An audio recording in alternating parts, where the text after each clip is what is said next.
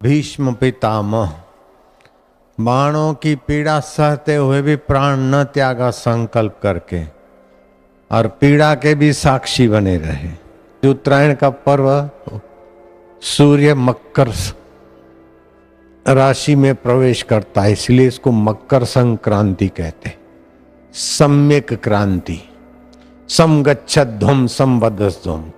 बाह्य क्रांति होती है एक दूसरे की कुर्सी छीनना, एक दूसरे को नीचा दिखाना। महाभारत में लिखा है कि मूर्ख मनुष्य कौन है? बोले जो दूसरों की निंदा कर और अपनी प्रशंसा कर और जगत को सत्य माने, वो वज्र मूर्ख कहा जाता है। महाभारत का वचन। भीष्म पितामह से युधिष्ठिर प्रश्न करते और भीष्म पितामह सरसया पर लेटे लेटे उत्तर देते हैं। कैसी समता है इस भारत के वीर की, कैसी बहादुरी है तन की, मन की और परिस्थितियों के सिर पर पैर रखने की। कैसी हमारी संस्कृति है। क्या विश्व में ऐसा कोई दृष्टांत सुना? 58 दिन तक संकल्प के बल से शरीर को धारण कर रखे और कृष्ण जी के कहने से युधिष्ठिर को उपदेश दे रहे हैं और उससे भीष्म पर्व बना है। आज उस महापुरुष के स्मरण का दिवस भी है और अपने जीवन में परिस्थितियों रूपी बाणों की सया पर सोते हुए भी अपनी समता, ज्ञान और आत्म वैभव को पाने की प्रेरणा देने वाला दिवस उत्तरायण पर्व है। मकर संक्रांति, सम्यक क्रांति। ऐसी समाज में क्रांति तो एक दूसरे को नीचे गिराओ और ऊपर उठो, मार काट। मकर संक्रांति बोलते मार काट नहीं, सम्यक क्रांति।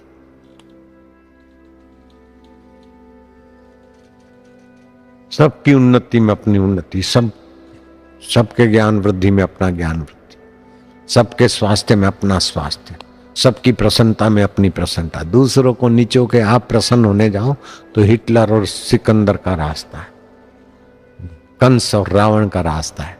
श्री कृष्ण की नाई है। गाय चराने वालों को भी अपने साथ उन्नत करते हुए सम गच्छध्वम सम वदध्वम।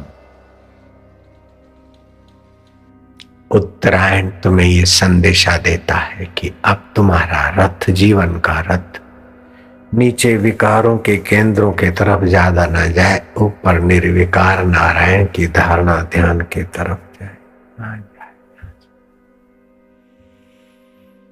सूर्य नारायण को अर्घ्य देकर धरती पर पड़ी हुई गीली मिट्टी उठा ले और उसका तिलक करे और अर्घ्य में बचा हुआ तांबे के लोटे में पानी जो बचाया थोड़ा बचा ले, उसको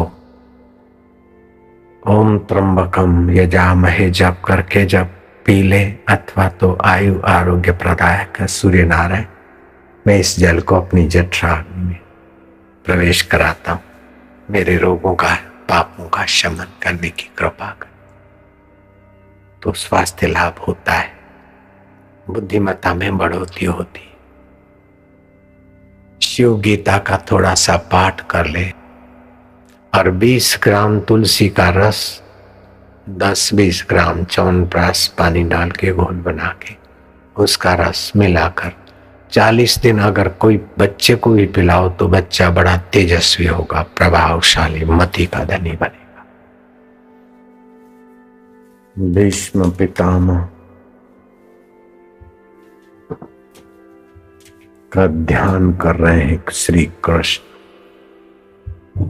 युधिष्ठिर आए थे कृष्ण से मिलने को, देखा श्री कृष्ण ध्यान में, उन्हें आश्चर्य। जो कुछ पूछना था श्री कृष्ण से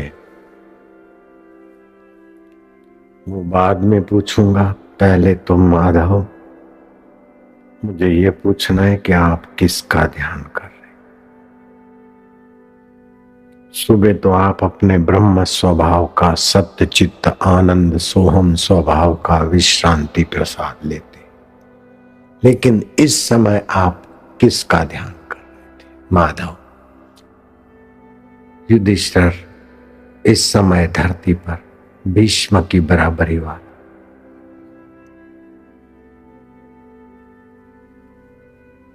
पुरुष मिलना कठिन है, हमें चाहिए कि उनके दर्शन को जाए और उनसे कुछ ज्ञान प्राप्त करें। जैसे वह अष्टवसुओं के बीच देव शोभा देता है, ऐसे 5-4 पांडवों के बीच युधिष्ठिर और श्री कृष्ण शोभायमान हो रहे थे और रथ धड़ाधड़ पहुंचे जहां ये महारथी सरसया पर।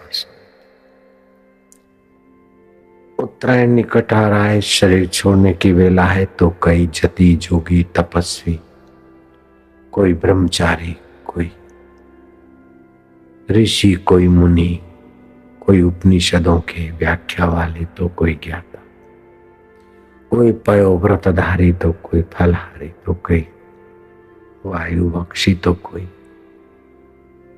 भगवत प्रीति वाले, अनेक तपस्वी जति जोगी, सारे लोग जा रहे थे। सरसया पर लेटे लेटे सभी का वाणी से यथा योग्य सत्कार कर रहे थे। भगवान वेद व्यास भी बता रहे थे। कृष्ण जैसी हस्ती और युधिष्ठिर जैसे धर्मात्मा लोग।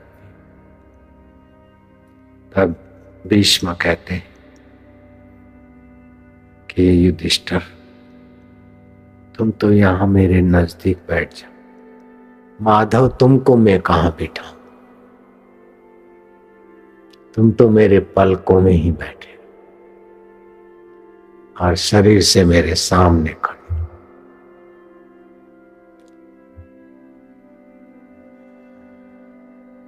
पीतांबर फहराता रहे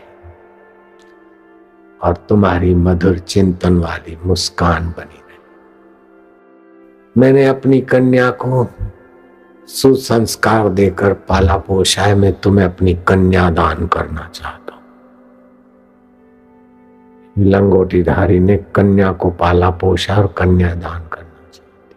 कैसी रहस्यमयी वाणी। कृष्ण ने कहा, युधिष्ठिर जी आपसे कुछ उपदेश सुनना चाहते।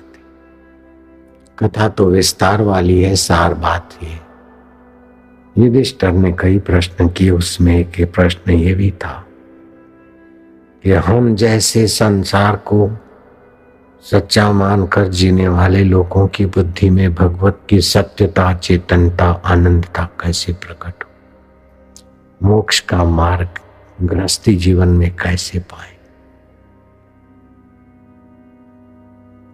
तब धर्म के मर्म को जानने वाले भीष्म जी कहते हैं, गृहस्थी को तीर्थ यात्रा में जाना चाहिए और वहां विरक्त भगवत भक्त ज्ञानी जति जोगी संतों का संग करना चाहिए। भीष्म पितामह युधिष्ठिर को कहते, महाराजा ऐसे महापुरुषों का संपर्क गृहस्थियों को करना चाहिए और वासनाओं को नियंत्रित करके धर्म अनुकूल धन, धर्म अनुकूल वासना पूर्ति और मोक्ष का उद्देश्य होना चाहिए। धर्म, अर्थ, काम और मोक्ष। लेकिन कोई विवेक जगाने वाला सत्संग और सद्गुरु मिल जाए तो कामना पूर्ति में समय बर्बाद न करे, कामना निवृत्ति करके मोक्ष लाभ करे। मोक्ष लाभ से बढ़कर कोई लाभ नहीं। युधिष्ठिर महाराज के प्रश्नों के उत्तर देते देते भीष्म जी कहते हैं, सात्विक गुणों से निद्रा का त्याग करें और प्रमाद से भय का नाश करें। आत्मचिंतन से निर्भयता को, अपने आत्म स्वभाव को जगाए।